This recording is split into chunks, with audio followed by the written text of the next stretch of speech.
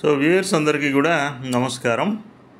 మరి ఈ వీడియోలో optimum generation scheduling of thermal plants considering transmission లాసెస్ని కన్సిడర్ చేయడం ద్వారా మరి ఈ కండిషన్ ఎలా డిరైవ్ చేస్తాము అనేది చూడబోతున్నాము. సో మనకు తెలిసి దీన్నే ఎగ్జాక్టివ్ కోఆర్డినేటింగ్ ఈక్వేషన్ అని అంటాం. ఎగ్జాక్ట్ కోఆర్డినేట్ ఈక్వేషన్ అంటే లాసెస్ను కూడా మనం కన్సిడర్ చేసినప్పుడు వచ్చేటువంటి ఈక్వేషన్ అనమాట. సో ఫస్ట్ కేసులో మనం లాసెస్ లేకుండా చేసాం. తర్వాత స్టెప్లో అసలు లాసెస్ ఎలా ఉంటాయి అనేది ఫైండ్ అవుట్ చేసాం. ఇప్పుడు లాసెస్ని ఇంక్లూడ్ చేస్తూ మరి ఆప్టిమమ్ జనరేషన్ షెడ్యూలింగ్ ఎలా చేయాలి ఒక థర్మల్ ప్లాంట్లో అనేది చూస్తున్నాం. ఓకే, సో ఇంతకుముందు వీడియోలో మనం మరి అబ్జర్వ్ చేసినట్లు డిరైవ్ చేసినట్లు transmission line loss formula PL equal to ఇదిగో ఇది కదా మనకు వచ్చింది. సో ఇక్కడ ఏం చెప్తున్నాము, బి అనేది లాస్ కోఎఫిషియంట్ అంటాం లేదా బి కోఎఫిషియంట్ అంటాం. ఓకేనా. సో బీకి యూనిట్ ఏముంటుంది జనరల్గా, ఇదిగో ఎడం పక్కన పవర్ కదా, మెగావాట్ కదా, ఎడం పక్కన పవర్ కదా, మెగావాట్ కదా.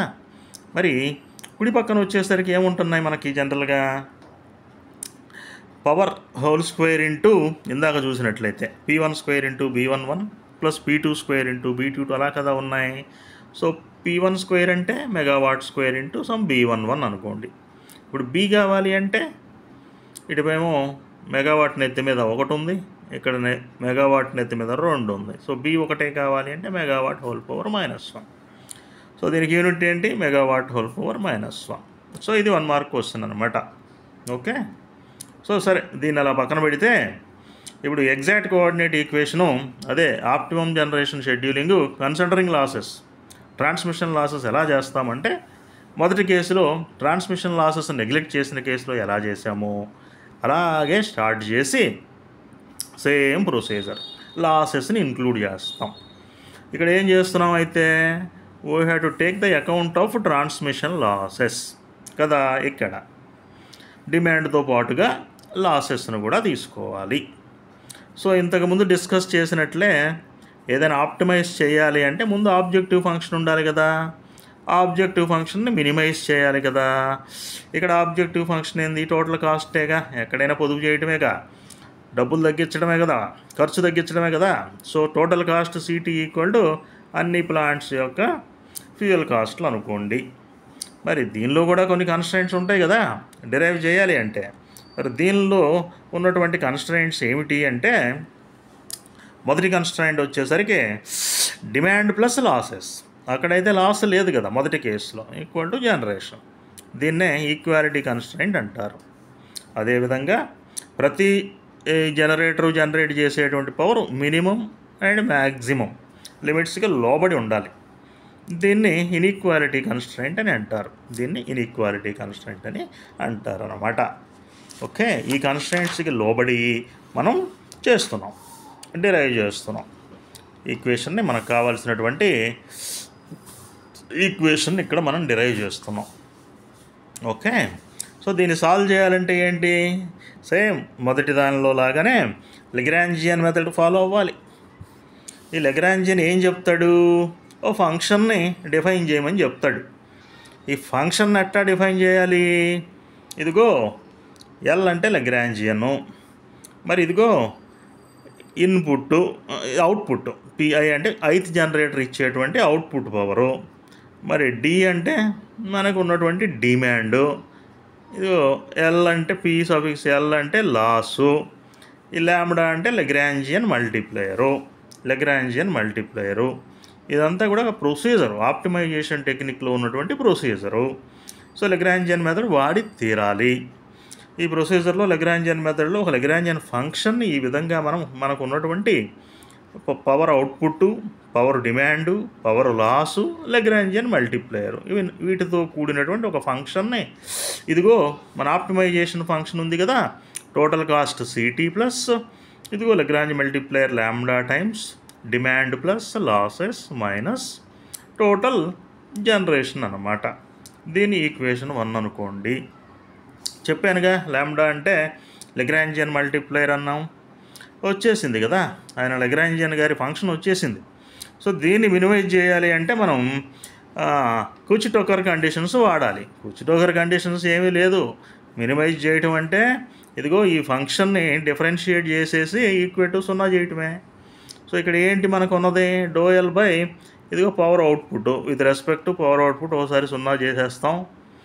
మరి ఇంకొకసారి డోఎల్ బై డో ల్యాండా ఒకసారి చేసేసేస్తాం. ఓకేనా? చేసినప్పుడు ఫస్ట్ కండిషన్ తీసుకుంటున్నాను. ఇదిగో ఇదే ఫస్ట్ కండిషను. దీన్ని తీసుకెళ్ళి ఇదిగో ఈక్వేషన్ 1కి అప్లై చేస్తున్నాను. ఈక్వేషన్ 1కి అప్లై చేసినప్పుడు ఏమవుతుంది, విత్ రెఫరెన్స్ టు డో పిఐతో కదా చేస్తున్నాం. So doe L by doe P I equal to doe C by doe P I plus lambda times ఇది కాన్స్టెంట్ అయిపోతుంది. మరి తర్వాత మిగతా ఇవన్నీ కూడా కాన్స్టెంట్లు అయిపోతాయి. అందుకది ఏమవుతుంది, lambda times doe PL by doe pi.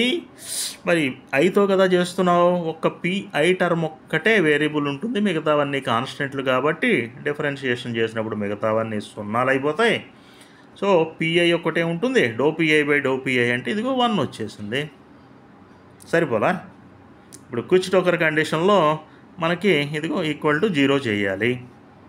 అదేవిధంగా రెండవ కండిషన్ డో సిఐ బై దీని నుంచి doe C I by doe P I ఏమొస్తుందో రాసేయండి. ఈ ఈక్వేషన్ నుంచి రాసేశారు, ఇది వచ్చేసింది. సో దీన్ని ఏమంటున్నాడు, డో పిఎల్ బై డో పిఐని ఇంక్రిమెంటల్ ట్రాన్స్మిషన్ లాస్ అంటున్నాడు. ఇంక్రిమెంటల్ ట్రాన్స్మిషన్ లాస్ అని పేరు పెట్టుకున్నాడు. సో తర్వాత ఇదిగో ఈక్వేషన్ 2 ఉందిగా, ఈక్వేషన్ 2లో ఇదిగో లగ్రాంజియన్ మల్టిప్లైర్ ఉందిగా, lambda equal to doe C I by ఇది ఇక్కడ పెట్టండి, ఇది తీసుకెళ్ళి ఇటు పట్టరండి. So 1/1 minus doe PL by doe P I. దీన్నే పేరు పెనాల్టీ ఫ్యాక్టర్ అంటాడు. పెనాల్టీ ఫ్యాక్టర్ అంటాడు. సో ఇదేం చెప్తుంది, ఈ పెనాల్టీ ఫ్యాక్టర్ అనేది ఇదిగో పెనాల్టీ పడేది చెప్తుంది. అంటే ట్రాన్స్మిషన్ లాస్ని ఇది చెప్తుంది అన్నమాట. ఇక్కడ ఈ పెనాల్టీ ఫ్యాక్టర్ అనేది ట్రాన్స్మిషన్ లాస్ని చెప్తుంది. కండిషన్ ఏంటి మరి, ఇంక్రిమెంటల్ ఫ్యూయల్ కాస్ట్ లేదా లగ్రాంజియన్ మల్టిప్లయర్ ల్యాండా అనేది మరి పెనాల్టీ ఫ్యాక్టర్ టైమ్స్ ఇదిగో doe C by doe PI. Incremental fuel cost penalty factor lambda equal to loss factor into doe C incremental fuel cost. ఇంతకుముందు కేసులో ఏమొచ్చింది, ఇది లేదు, ఇది 1 అయిపోయింది. ఇక్కడ మాత్రం ఇది మారుతూ వస్తుందన్నమాట. అది ఇక్కడ మనం గమనించవలసింది. ఇది ఇంపార్టెంట్ డెరివేషన్ అనమాట, ఏ ఎగ్జామ్లో అయినా కూడా.